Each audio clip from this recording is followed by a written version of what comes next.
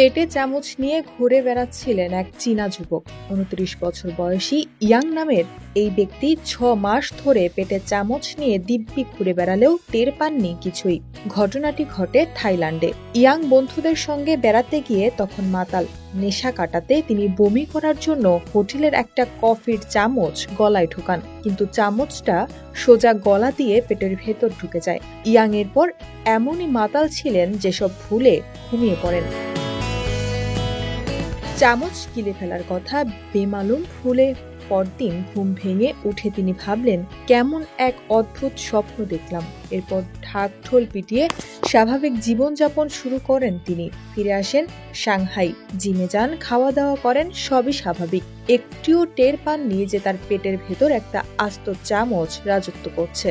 অবশেষে কিছুদিন পর পেট ব্যথা ও শ্বাসকষ্ট শুরু হলে তিনি সাংহাইয়ের ঝোংশান হাসপাতালে যান। ডাক্তাররা পেট স্ক্যান করে চমকে যান। একটা ১৫ সেন্টিমিটার লম্বা চামচ ইয়াং এর পেটের ভেতর গেঁথে আছে।